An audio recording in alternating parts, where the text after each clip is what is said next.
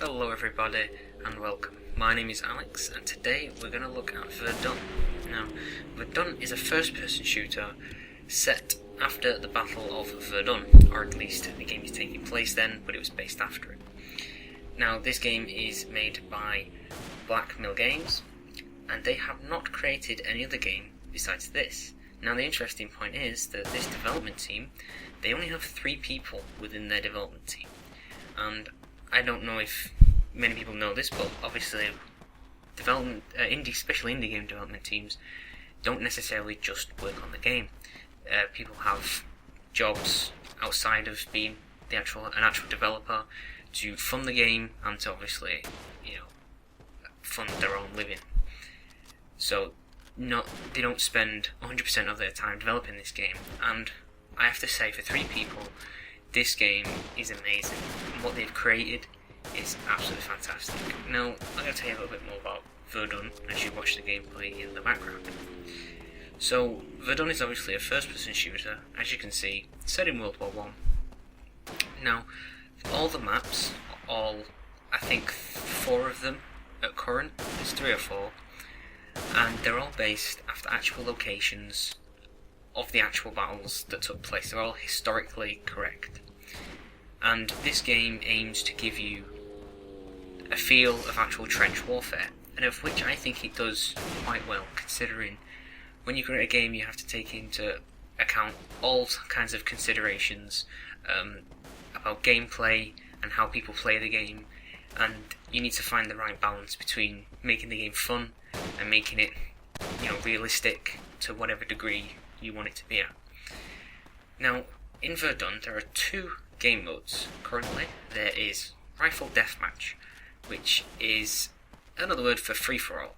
You get 1 token at the start of the game, the first time you play Rifle Deathmatch, and with that token you can unlock one of, I think it's 5 main guns, and then you use that gun.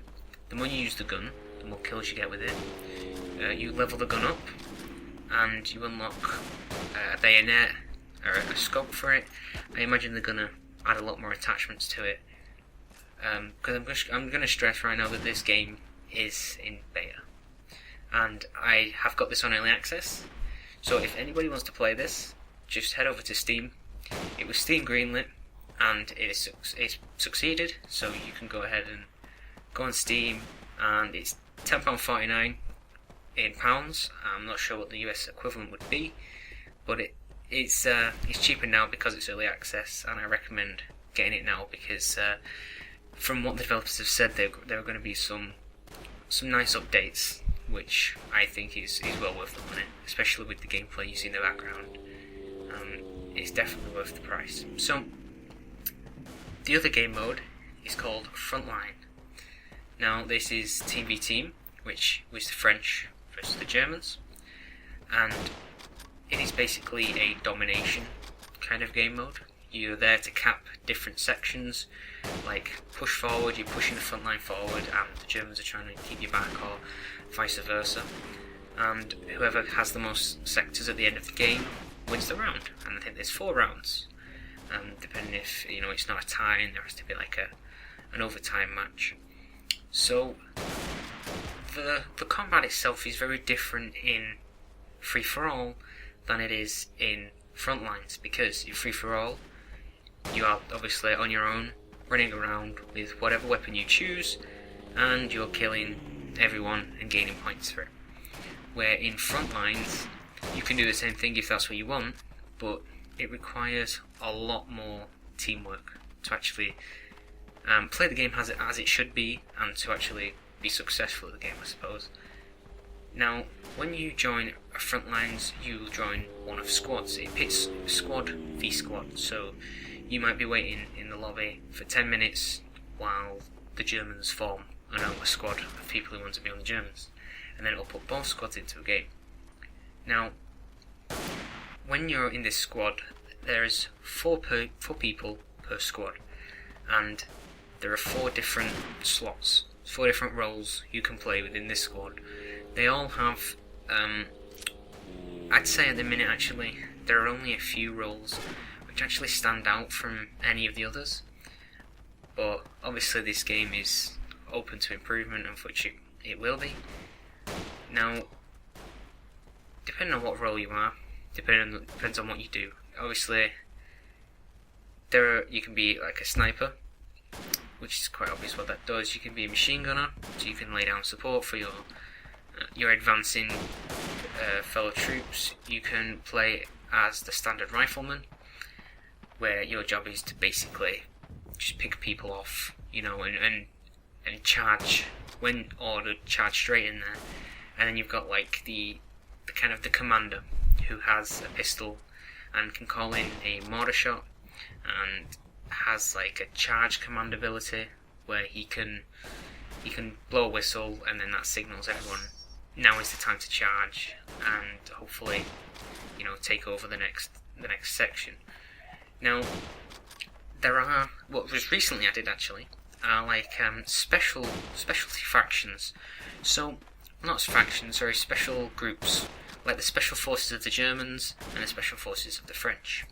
Now these also have 4 roles in. You can pick between them.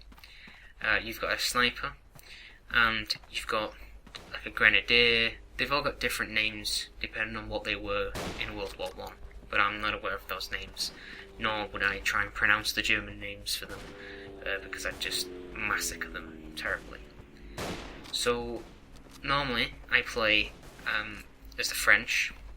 I don't know why, there's no specific reason. I will play as the Germans if the teams are unbalanced, but I play as the French, and I use the fastest firing gun. Like, it reloads fast, but it only has 3 rounds, which is that's the downside. I used to use the French gun, I think it's got the Lebel, and that had 8 rounds in it, but it was, you reload round at a time. Now, what I have to say about this game is that, obviously, developed by 3 people, it is amazing. They aim to make you kind of not understand trench warfare, but I think it's the first World War I game I've played which probably puts you in the environment more, that kind of makes you feel, not like you're there, but it makes you feel more of what World War I was actually like. Now, what I have seen actually with the community of this game is that they don't really call campers much, because I'm not sure if they understand that it was World War One and people literally did sit in trenches until they were killed.